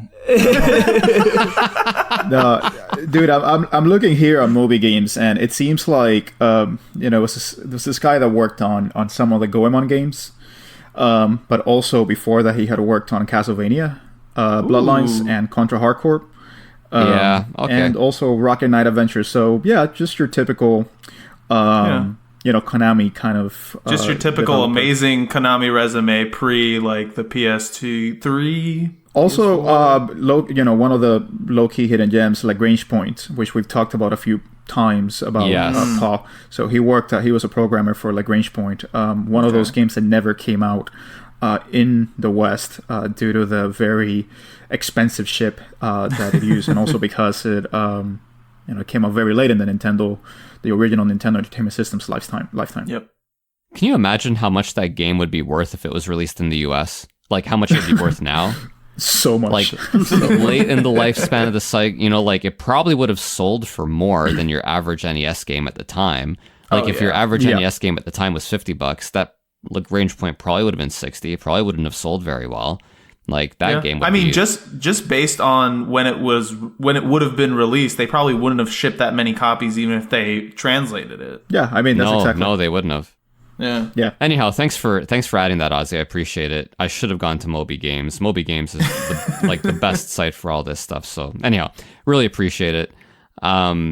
So before we're gonna have to take another break here, but I think we can squeeze in because Anthony has to go to IHOP, and like I don't know about the rest of you guys, but I have a tremendous amount of respect for that, and so we need to at least offer him the option of getting to dude, I want some pancakes right now, honestly. Yeah. That's what I'm gonna do right after this, dude. It's like right up God. the block from me. I'm good. I got time. Man, the things you guys take for granted, honestly. They don't know how lucky they are, Paul. Don't you worry. Yeah. Anyhow, Anthony, why don't you in order to shed some more light on what you like, and I guess as importantly dislike, what would you say your biggest like gaming disappointment is? Disappointment. Wow. If I, okay, so it's twofold. Like if I have to go back to like the NES days, right? I would say I had several of these gaming disappointments when the games would get ported from the arcade to the NES. Oh my God! Yeah, right. Like, because you'd see the game in the arcade and you'd be like, "Oh, this looks great," and then like, "Oh, it's gonna be coming out on the NES." You're like, "Oh, okay," and then you get the game and it's nothing like it. It's not even close. That was definitely one of I succumbed to that disappointment many times in my youth. And but more recently, I think it's like, I don't know if it's like the gradual fall of BioWare is kind of disappointing right now. Oh, yeah. It's like really sad. Like, I mean, like when a few years ago when Mass Effect Andromeda came out, right? Everybody was, hoping for the best, it was like, okay, cool. But then when it came out and even retrospectively, people were just kind of like, yeah, this just wasn't the same. It took a lot of what made Mass Effect so special and it took it all away, and then this year with Anthem, oh, damn, man. It's like, it's like with it's like with every release they have, it's almost like EA is putting their hands on it more and more. It feels it's like EA's like the George Lucas. Yeah, no, but for real though, like, and I think unless I'm mistaken, Andromeda, like, it had a super long development cycle, and I think the main players at BioWare left, at various parts during it, and I think it's because of EA. Like, I don't think it was. I correct me if I'm wrong. I know I'm being very kind of vague and no, you're wrong actually. Okay, tell me. No, actually, there's a very deep kind of postmortem on this by Jason Schreier at Kotaku, and I think the problem was that they really didn't know what they wanted to do. From the very beginning, BioWare actually had full control of what game they wanted to make. But the problem is the people at the top did not know what game they wanted to make.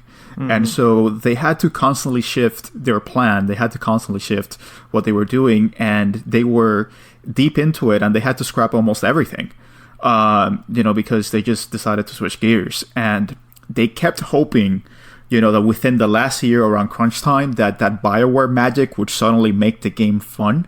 And, they were just kind of hoping, okay, we're kind of winging it, but, something will click at some point. Right. And it just never did, and it was just mismanaged. So, we can give shit to EA, for what it's worth. I mean, they probably had something to do with kind of like the monetization aspects.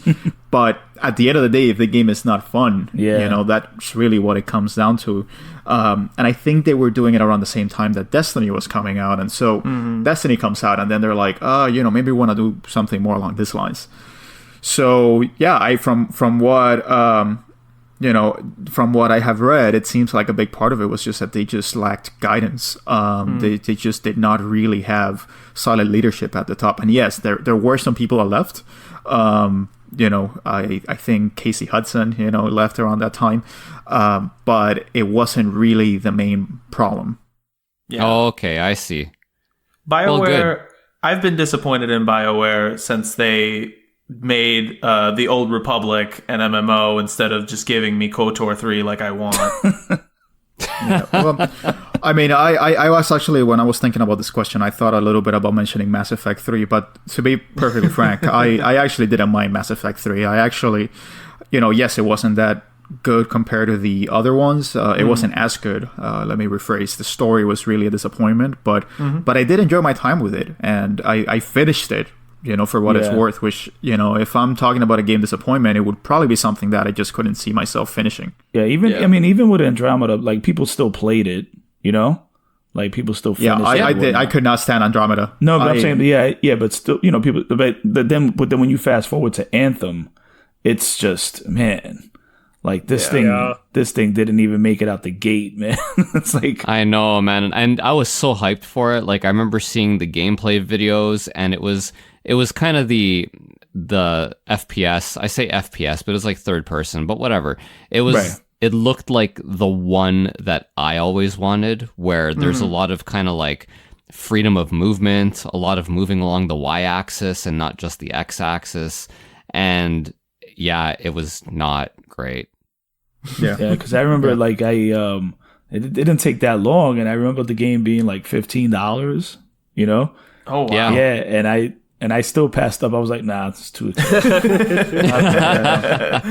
then I get $15. And I get the vision. I get the vision of the game. They were touting it. It was going to be like 10, 15 years. That this game was just going to be just like the GOAT. Like, it was just going to keep just expansions and whatnot. But for it not to even make it out the gate and just like I know like the thing you can compare it to is like No Man's Sky.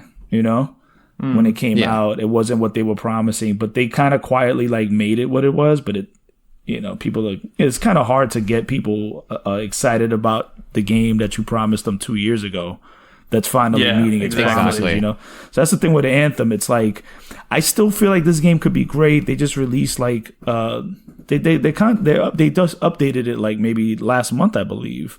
They threw an update in there, but still like, everyone's already feeling burned, Yeah. And it's how do you get those people to come back and play? It sucks, man. I feel bad for BioWare, because they were just right, like they were just on top of the world for a minute there. Yeah. Well, but I think it's something that I have mentioned in the past. But a company does not stand on its own. A company is a coalition of people, and you can have a brand, but you would be mistaken if you think that brand carries weight just by itself, and that will deliver what you need just by itself. And that's the same thing that happened with Rare.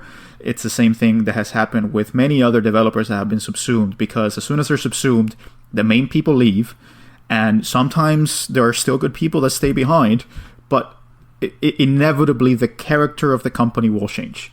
And I think that's really what's going on at BioWare. I mean, none of the founders of BioWare are still there anymore. And most of the people that were originally there at BioWare are not there anymore. And so you're asking them to recapture something that they never had a hand in doing. So it's just unfair to think of them as the same company, because they're just not. Yeah, very true. Yeah, no, good point, though. Yep. Yeah. Paul, that's just like Arsenal. Oh my god, it really is. It's I think it's a flat circle. You've got the vision, you know what you're aiming for, you want to win or you want to be the best, and you have that vision.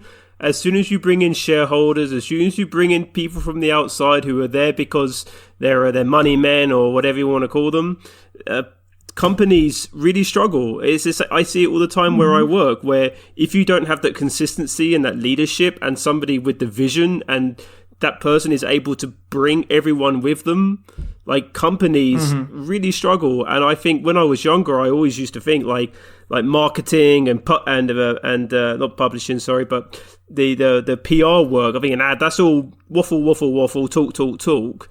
But actually, a real element now of having a vision and creating this aura around yourself that draws the workers and the staff in to follow you on that vision. It might not always come out with the best results, but if you've got everyone on board and everyone knows which way they're going, that generally normally leads to success. And when you get companies like BioWare, like you're saying, the founding fathers have all disappeared. Little bit of a nod to Ozzy's interests.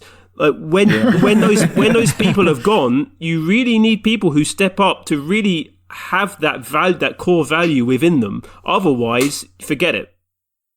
Yeah. Yeah. I mean, I'm just going to mention real quick. I mean, another one that I thought about mentioning about a disappointment, and that's Uncharted 3.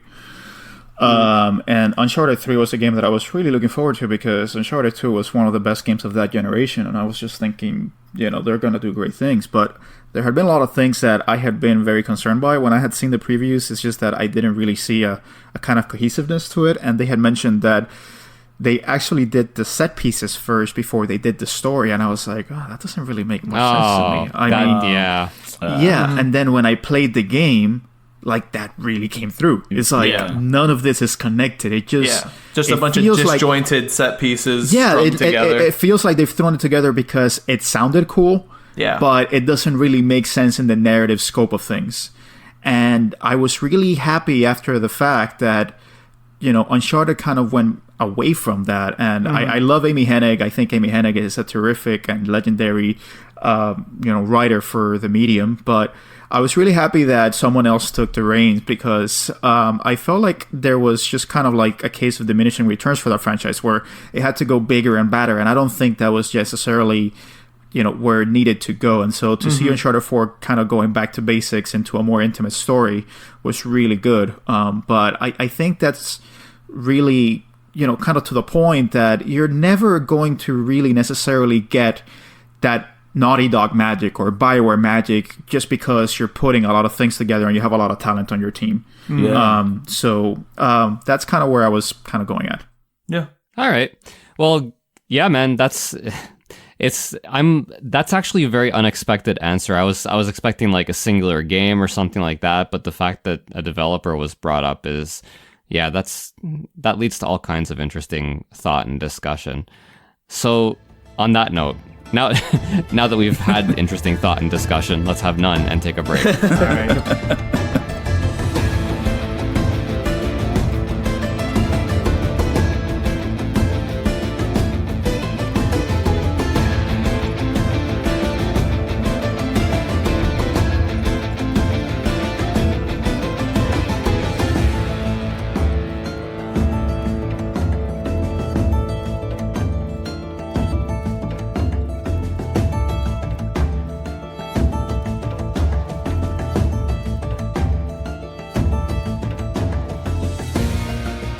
All right, everyone, and we're back. And I need to hear about Jeff's most disappointing gaming moment. Yeah, and well, the couple of conversations we've had is kind of really shed some light on. I didn't really think about arcades in general or developers, and that's a whole other ball game when it comes to disappointments. It really is. That's a podcast in itself. But what I wanted to touch upon was Final Fantasy 13.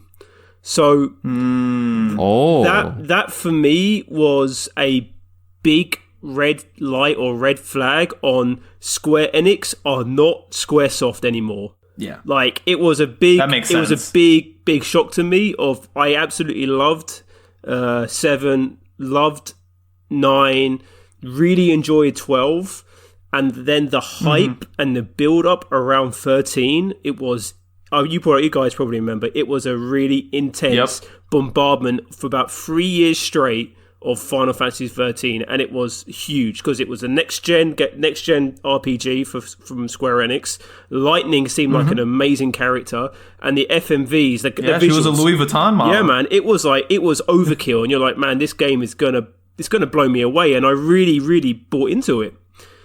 And then the first 40 hours were the most soul-crushing disappointment I think I've ever done. Because it was really linear. The characters were just the worst kind of anime tropes. I'm not like a social justice warrior, but like, and I forget all the names of the characters, but you had the one guy who had the chocobo chick in his hair. In his afro. I was literally just about to ask you. And it's like, and I'm just thinking like, I'm not sure if I should be offended for people, but like this just like, there's not many black characters in Final Fantasy, right? Yeah. And you get this one guy, and it just felt like, right, I don't know if the Japanese like society or culture is like, they don't quite know how to deal with black characters in things, because it felt like a really strange direction to go on.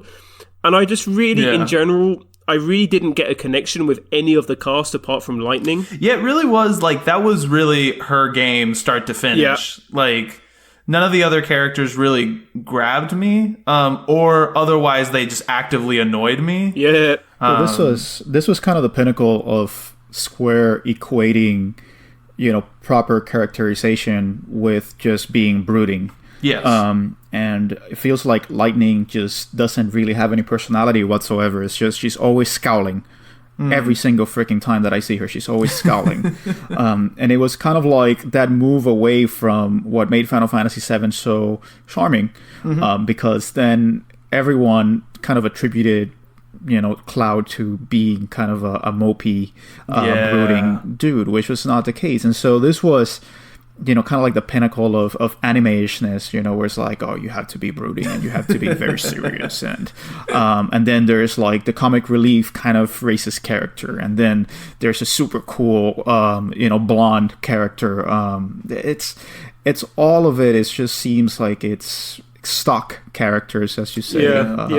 Jeff. Yeah. The thing I remember the most about 13, and I know we've talked about this before, but 13 was one of those where people who really liked it were like, well, you just have to get past like the first 30 hours and then it gets really good. Don't get me started. No, you can't fucking tell me that. Like that's not how life works. Like I'm not going to sit here and be miserable for 30, 40 hours to get to the quote unquote good part. Yep. Yeah.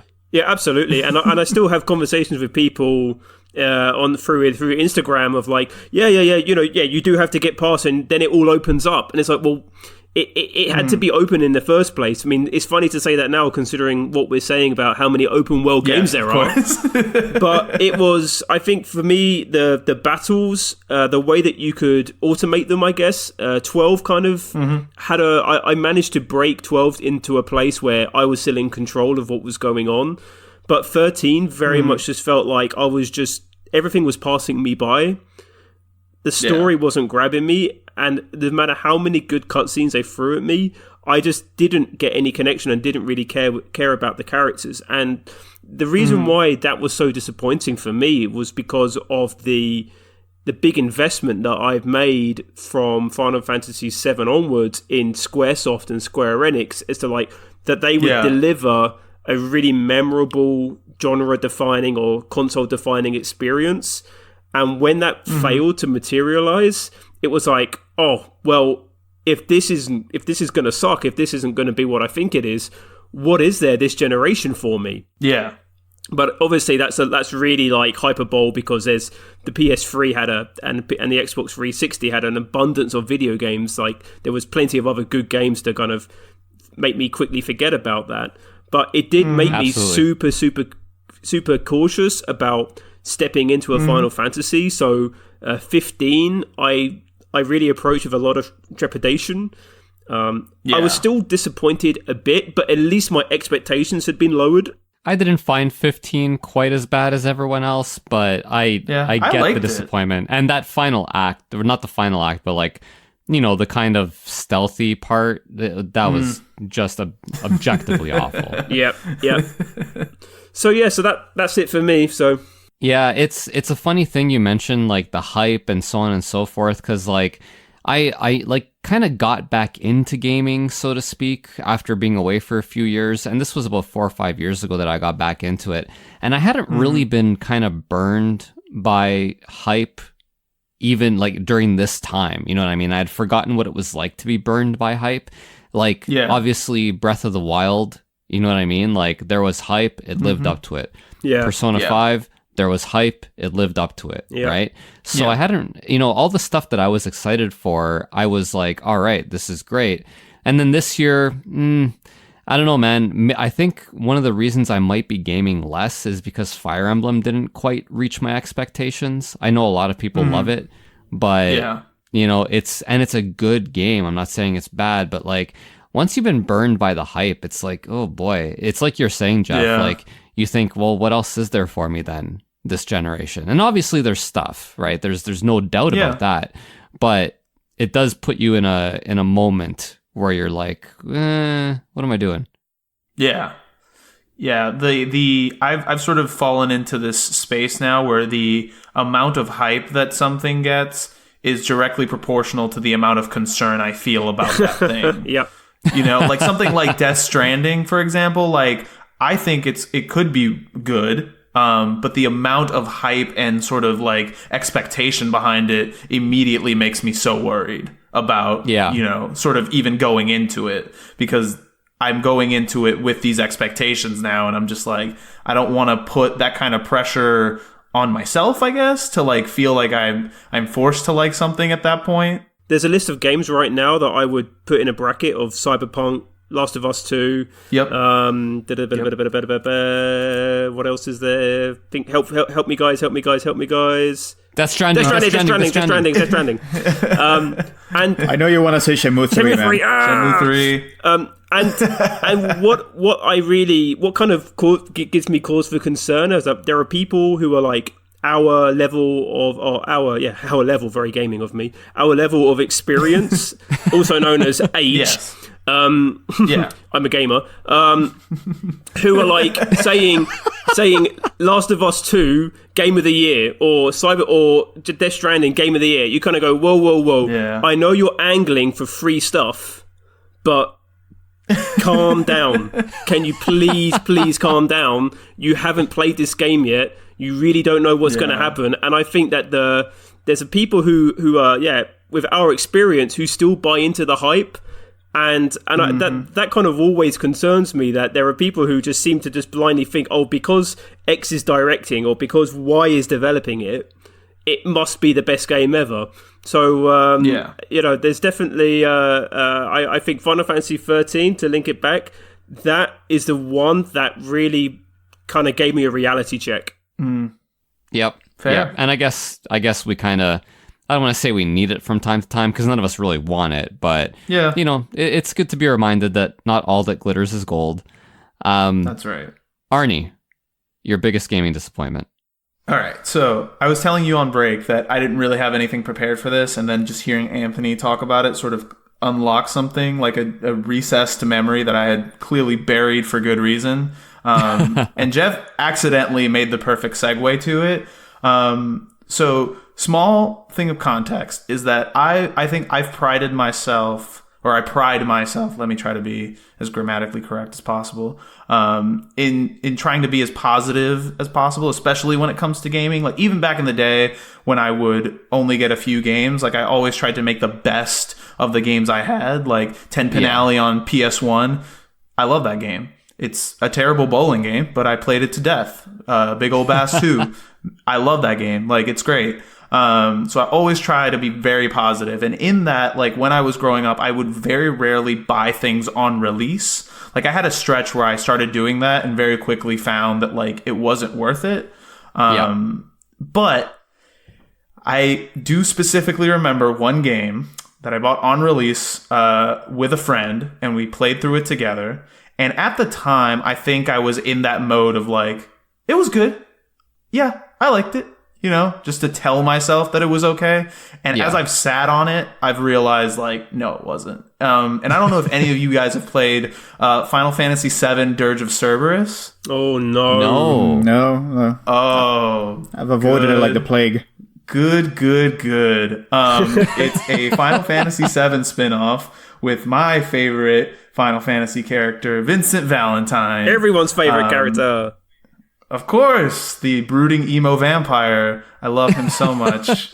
And it was like, it's been so long since I've played it, but my recollection of it is that it's sort of this FPS-y type, like Devil May Cry-ish, I think is what they were kind of going for, if I'm remembering correctly. Like that kind of style.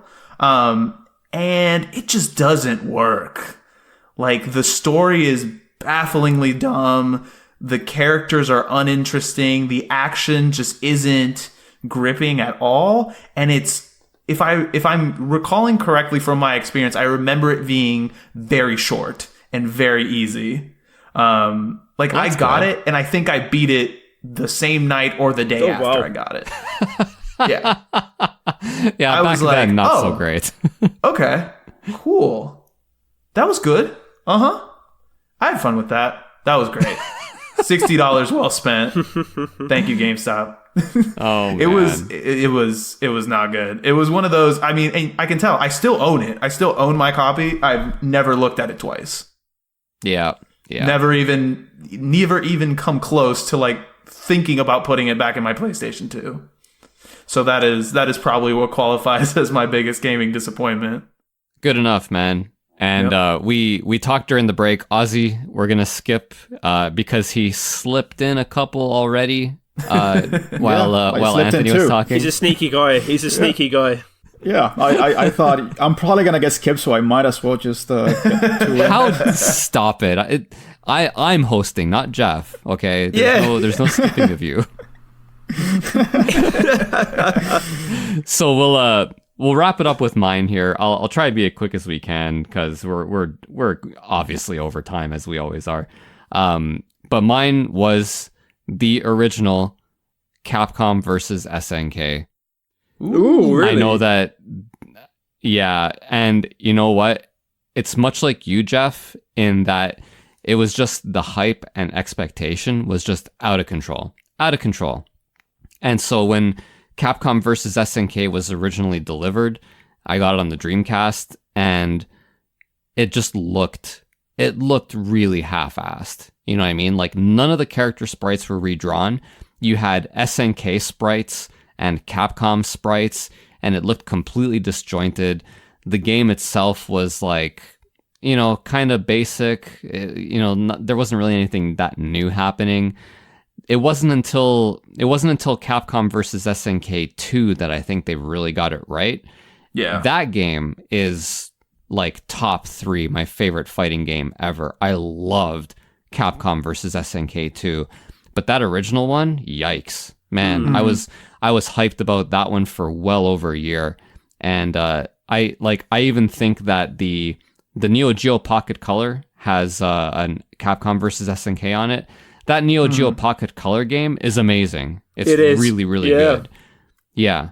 But the actual Dreamcast / arcade / whatever one, it didn't quite do it for me. It's the sprites. It just felt really lazy. It felt like there was this game that I really cared about and that I really wanted to be really good, and then it was released, and I'm like, well, clearly they didn't give a shit. Yeah, it's one of the few 2D fighters that I still had on my Dreamcast when I kind of got it out of my loft, and I remember really, really loving it at the time. And when you were talking about that, Paul, I did feel like when I put it back in, a lot of the character arts and the sprites, they're almost like magnified, but they haven't done any work to polish it off.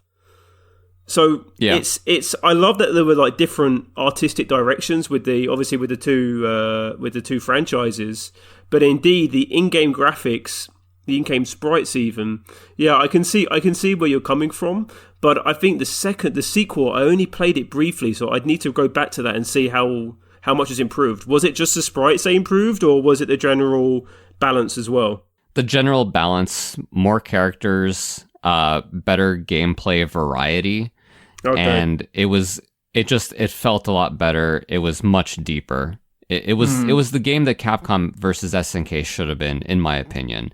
And we played that one to death. Like, it was really, really good. But the second Marco the Millennium was absolutely fantastic. I only played it for the first time recently, and it really struck me as a really well done, balanced game. Which I had not played the first one. I have it, but I've never played it. So I'm glad that you mentioned that, Paul, because now I can just stick to the sequel. Yeah. I guess my question would be, this is Dreamcast, so we're talking post Marvel vs. Capcom, right? So there had already been like crossover fighting games of this magnitude before. But obviously when you're talking Capcom, you're talking SNK, you're talking the two biggest like fighting game powerhouses at the time, if I'm not mistaken, right? Yeah, pretty much. That'd be fair. So what was your level of hype? Because I know you are a big fighting game fan. So like, was that part of it too? Like, did you have elevated expectations of what the game was going to be? Yeah, it was going to be all of my favorite things in one game. Is really what it was going to be, right? Because we grew up playing King of Fighters 97, seminal game for me. Yep. And obviously Street Fighter 2 is Street Fighter 2, right? Like that's the game I grew up with in the arcades. And so now we were going to have this game that just took everything. Like it took all my favorite stuff. It had Ryu and Chun-Li, and it had Yori Yagami and Kyo Kusanagi and Terry Bogard, and it was going to have them all in one game, and my head was going to explode, and then no. So yeah, I still remember that one. Like that was pretty rough. No, so I think I've experienced similar things when franchises collide, like collaborations kick off. Like it can sometimes take a while for the two developers to kind of find their feet with each other. Like I think Marvel vs. Capcom kind of, as much as they're quite trashy beat 'em ups, they're just mayhem. The third one just completely got it wrong, and it's really easy to get that balance wrong. And you can throw all the characters in the world into something, especially a fighter. But if you don't, if those two houses don't talk to each, well, who knows if they were talking to each other? It really can't work. Yeah, I will say the thing with Marvel vs. Capcom 3, and I hate to be this guy because I hate this guy, but I think it lost something in the jump to 3D. Like Marvel vs. Capcom 1, in that sort of 2D super detailed sprite artwork that they had, I loved it so much that like seeing the characters rendered in full 3D, there was just something that felt a little wrong to me about it. Yeah, it's very there off almost always because is. Yeah. They're just different art styles. They come from very disparate sources, and so when you put them in a kind of realistic, CG rendered, look, it just kind of feels off. And if Marvel vs. Capcom 3 was a disappointment, I mean, Infinite was just absolutely awful. So because they said, you know what, we need more Marvel Cinematic Universe in this. That's right, baby. It's just, I think, Capcom is doing a lot of things right, but Marvel vs. Capcom Infinity was one of those that really, fell through the cracks. Yeah. Yeah. Okay, so that's it for us today. Thanks everyone again for listening. And if you need to find us, I forgot to mention Anthony's off to IHOP. He's probably eating delicious pancakes right now, but he left. Yeah. He left during our last break. But if you want to find Anthony on Instagram, he's at polybits_. Jeff is at Gspot Gaming. You can find us at Region Free Gamers Podcast, or you can email us regionfreegamer or at, oh my god, all these different things. I'm getting confused now. Email address regionfreegamers@gmail.com, and don't forget to go to our website regionfreegamers.com. That's where right. we write companion pieces to most of our episodes. I don't know how we're going to write a companion piece to this one, but it's a pink slip, right? It's just a big pink slip. Maybe I'll just talk about being skipped or something. It's just a gif of Vince McMahon saying "you're fired" over and over. It was me, Austin. Anyhow, and we're on Twitter as well, where because of the character limit, we are at Region Free Gamer. So reach out to us there. We love hearing from you guys. Honestly, it's really what keeps us going. Working on the show is fun, but the interacting is the gas that goes in the engine. And so yeah, we're good. I think. Did I forget anything? Nope, you hit them all. Good. All right, sweet. It's almost like I've done this before. All right, thanks everyone. See you guys. Peace.